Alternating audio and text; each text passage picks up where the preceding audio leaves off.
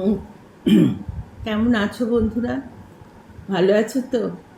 আজকে সন্ধে হয়ে গেল আসতে। একটু পরে সন্ধে দিতে যাব। আজকে হচ্ছে 9 তারিখ। 9 তারিখ। কি বার যেন? মঙ্গলবার। হ্যাঁ, মঙ্গলবার তো নিরামিষ খাই, তাও ভুলে গেছি।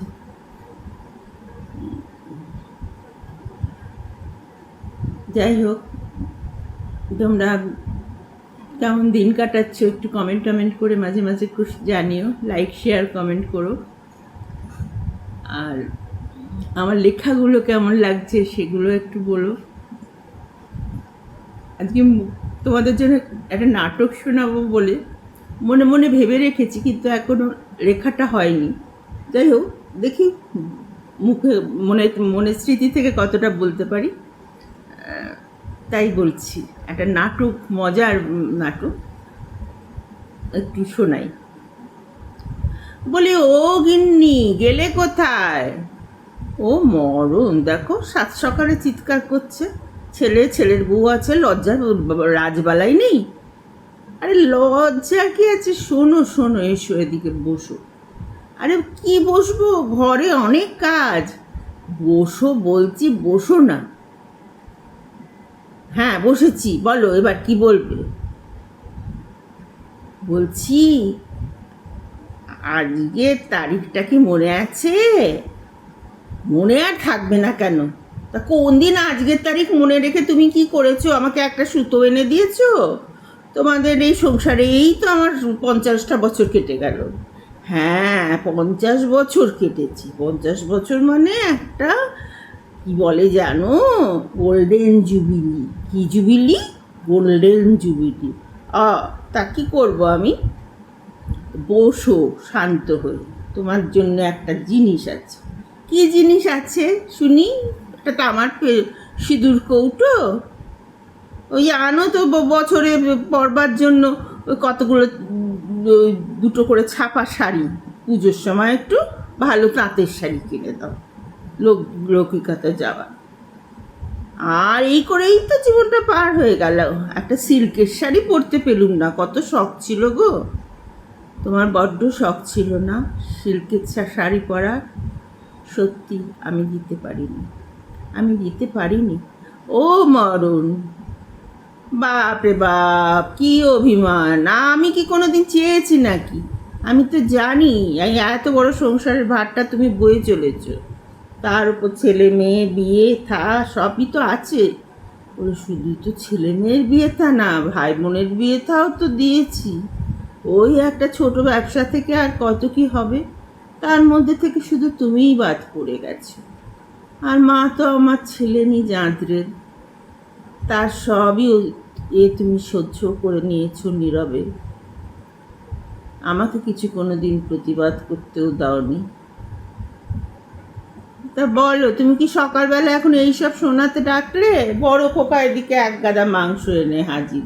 বলেছে আজকে তোমাদের 50 বছর বিয়ের তারিখ, তাই জন্যে ও নাকি ঠাকুর দিয়ে রান্না করাবে, আমাকে রান্নাঘরে যেতে দেবে না।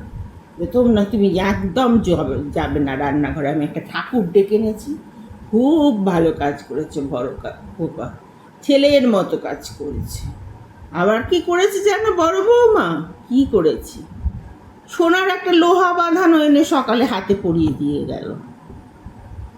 বাবা, মরতে চললুম 7 জন্মে এক কোনোদিন সোনার লোহা, এতদিনে সোনার লোহা বাঁধানো পড়লাম না, এমনি লোহা পরিয়ে কাটিয়ে দিলাম। এখন 50 বছরে সোনার লোহা বাঁধানো! বেশ করেছে, খুব ভালো করেছে, ভগবান ওদের মঙ্গল করুন। আমিও তোমার জন্য কিছু এনেছি। কি এনেছো? একটা তাঁতের শাড়ি, বড় জোর একটু।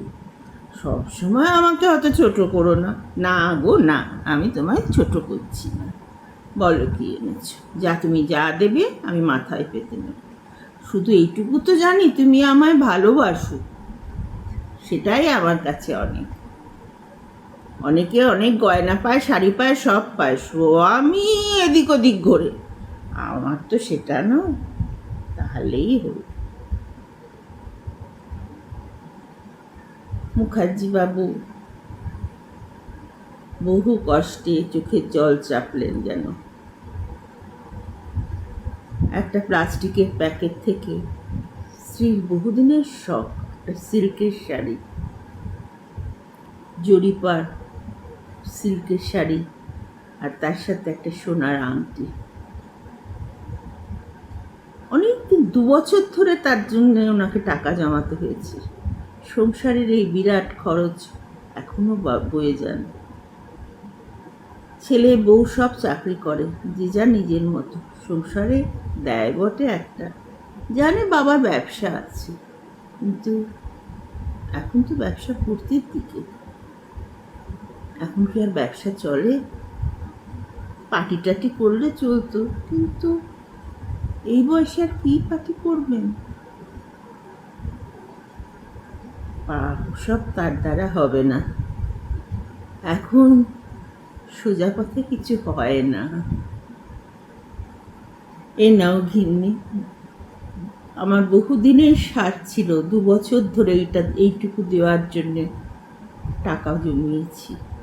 গিন্নি তো দেখে অবাক হয়ে গেল। ও মা গো, এই সিল্কের শাড়ি আবার সোনার আংটি, ছেলে বউয়ের সামনে লজ্জায় আমার মাথাটা কাটা যাবে। কেন, আমরা কি ছেলে বৌমাদের কম কিছু দিয়েছি বিয়েতে? মেয়েদের কম কিছু দিয়েছি? এবার তো ওদের দেবার পালা। গা ভরে গয়না দিয়েছি 2 মেয়েকে। খাট, পালঙ্ক, আলমারি, সব, ফ্রিজ, কোনোটাই বাকি রাখিনি। ছেলে বউদেরও হার, দুল, আংটি, হাতের নোয়া বাঁধানো সবই তুমি দিয়েছো, পলা বাঁধানো। ওই বাবা সব নামও জেনে বসে আছে বুড়ো। হ্যাঁ, বুড়ো বলবে না বলে দিচ্ছি। তা কি বলবো, 50 বছর যা বিয়ে হলো, তাহলে তো তুমিও বুড়ি। হ্যাঁ, বুড়ি তো, তাই তো মনে হচ্ছে এখন। 50 বছর বিয়ে হয়ে গেল, তা আমি তো বুড়ি।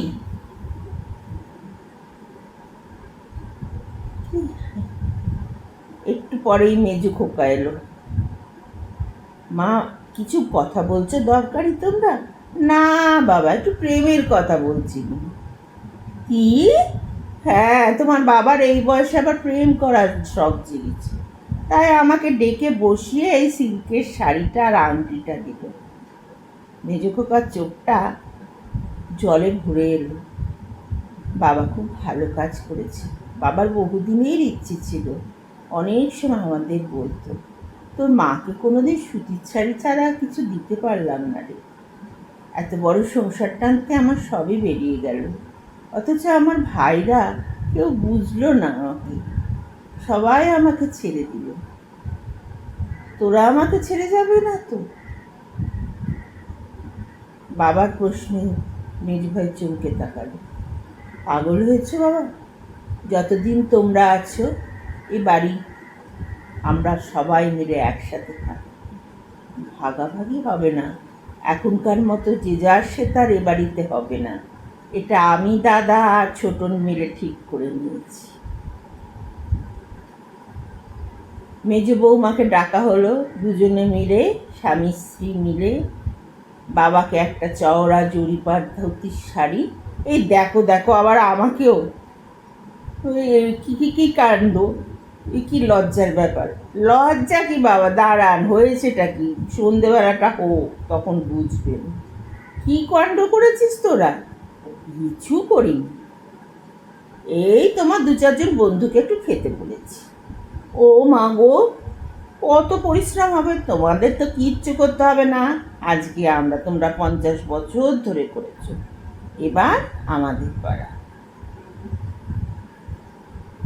বাবাকে ধুতি পাঞ্জাবি আর মাকে একজোড়া সোনার দুধ আর খুব সুন্দর একটা তাঁতের শাড়ি মেজ বৌমাদের জন্য।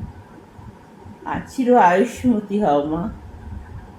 বড় ছেলে খাওয়ার পুরো দায়িত্ব নিয়েছে, তার সঙ্গে মেজো ছেলেও যোগ হয়েছে।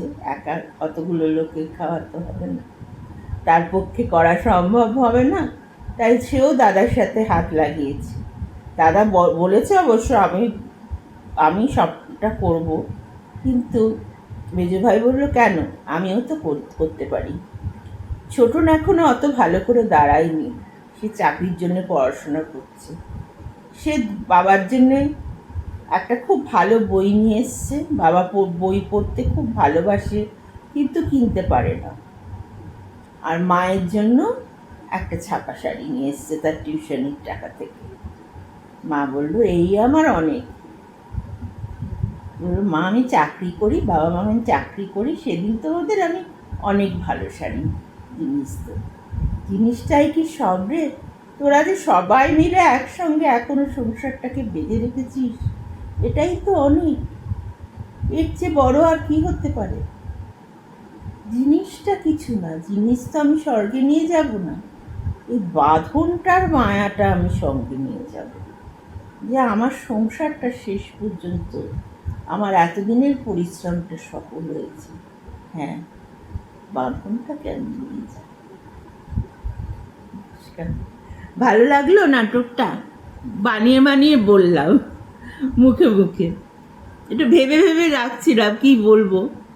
আজকে বাড়ির সন্ধ্যাবেলা একটু লোকজন আসবে, তাই জন্যে একটুখানি ব্যস্ত ছিলাম, লেখার সময় পাইনি, লিখবো লিখবো করে সমানে কাজ করলেও আমার মাথায় ব্লড করে কি লিখবো।